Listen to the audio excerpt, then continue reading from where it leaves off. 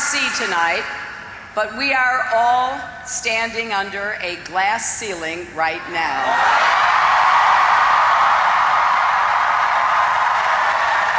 But don't worry, we're not smashing this one. Thanks to you, we've reached a milestone. Victoire de Hillary Clinton hier soir en Californie qui confirme qu'elle est la première femme candidate dans un parti majeur, faut dire, à la présidentielle des États-Unis. Son opposant Bernie Sanders n'a pas baissé les bras pour autant. Il veut continuer, lui, la campagne jusqu'à la convention de Philadelphie à la fin du mois de juillet. Notre invitée est Caroline Codzi, fondatrice de la gouvernance au féminin, pour parler justement de la place, de l'avancement des femmes dans les entreprises. Bonsoir, Mme Codzi. Bonsoir. Hillary Clinton, donc, cette première candidate dans un grand parti à la présidentielle, est-ce que c'est un moment qui est important, inspirant pour faire éclater ce fameux plafond de verre dont on parle souvent? Mais écoutez, tout à fait, M. Fillon. Je pense que c'est un moment historique que nous sommes en train de vivre.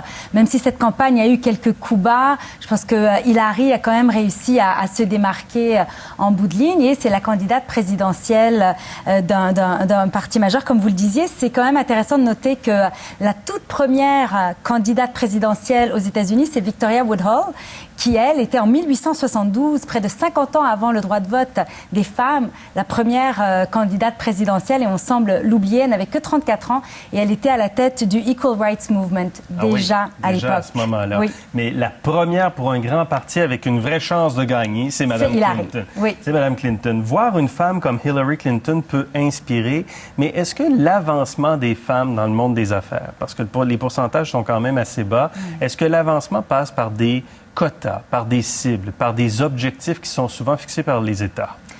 Écoutez, c'est certain que la législation, c'est quelque chose qui a des résultats. L'Europe en est une preuve flagrante. Alors, il y a beaucoup de régions dans le monde comme, on a parlé de la France, les pays précurseurs, c'était la Suède, le Danemark, la Finlande, qui ont mis en place des quotas et qui ont des résultats qui sont mesurables et qui sont probants. Oui, d'ailleurs, les statistiques sont très claires. 16 des 500 plus grandes entreprises, 16 des administrateurs sont des administratrices. Seulement 16 Seulement. Et quand on prend à la Bourse de Toronto l'indice TSX 60, on est à 20 pour le Canada. 20 en ce moment, 20-21 on est loin des pays dont vous parliez, la Norvège, la Finlande, la France, la Suède. Qui ont adopté des quotas? Absolument. Qui ont adopté des quotas qui prévoient, pour la France par exemple, prévoyaient pour 2014 20 de femmes sur les conseils qu'ils ont atteint sans problème. Et ils ont également prévu pour 2017 40 de femmes sur les conseils.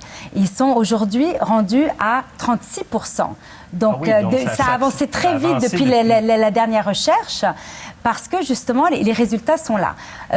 Ils ont même été un peu plus loin en France, c'est-à-dire qu'ils ne s'adressent pas qu'aux sociétés cotées en bourse, mais même les sociétés privées qui ont plus de 50 millions d'euros de chiffre d'affaires et plus de 500 employés sont soumis à la même loi. Et d'ici 2020, plus de 250 employés. Donc la France pousse vraiment la législation et ça fonctionne. Alors nous, au Québec, puis même en Ontario, on l'entendait hier, on met des quotas pour les sociétés d'État, les entités gouvernementales, c'est une chose, mais est-ce qu'on devrait aller plus loin? Est-ce qu'on est capable d'aller plus loin par rapport aux entreprises privées ou aux entreprises en bourse? Mais je pense qu'on est absolument capable d'aller plus loin parce que, si vous voulez, la volonté seule ne semble pas suffire malheureusement au Canada. Si je compare avec l'Angleterre qui n'a pas de quota et qui a réussi à doubler en 5 ans et qui sont rendus à 26 ils ont doublé en 5 ans par la seule volonté, parce que Lord Davis a mis ça en place et a demandé aux entreprises de faire un réel effort. Et ils sont exemplaires à ce niveau-là. Le Canada, malheureusement, n'est pas mobilisé de la même façon.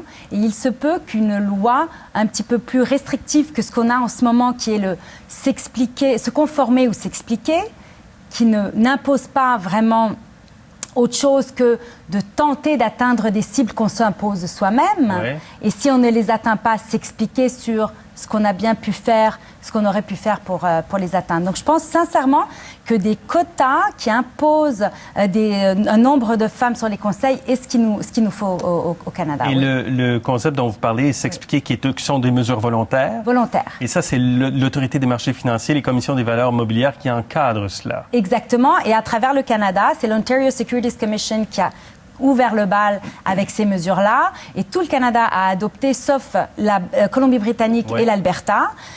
Mais force est d'admettre que ça n'a pour l'instant pas servi à grand-chose. Comment faire pour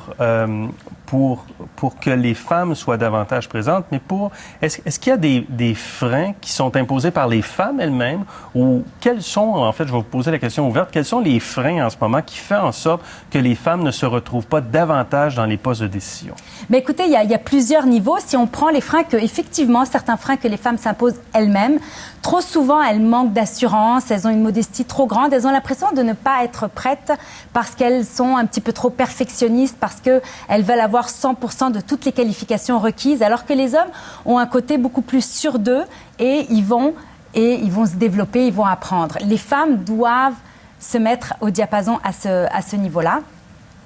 Par contre, évidemment, les hommes, de leur côté, ont trop souvent tendance à appeler d'autres hommes qui leur ressemblent, des gens qu'ils connaissent, des gens dans leur cercle. Et finalement, on se retrouve avec des conseils d'administration beaucoup trop homogènes pour prendre des décisions suffisamment intelligentes. Il faut vraiment qu'on ait de la variété autour du conseil, de la diversité. Et on parle des femmes, mais on pourrait même amener le débat plus loin sur des gens issus de l'immigration, sur des personnes plus jeunes qui peuvent également avoir des idées, surtout avec toute l'ère du numérique, etc. Je pense que... Est-ce que vous sentez, et je ne sais pas si vous en avez parlé, une réception gouvernementale à ces propositions puis à la législation qui pourrait toucher les entreprises privées? Écoutez, les entreprises privées, je pense que ce serait une deuxième étape. Si on pouvait déjà légiférer au niveau des sociétés cotées en bourse, ça pourrait avancer grandement. Et parce que je n'estime pas que ce que l'Autorité des marchés financiers a mis en place est une législation. Non. Puisqu'elle n'impose pas de conséquences si jamais ces entreprises ne se conforment pas.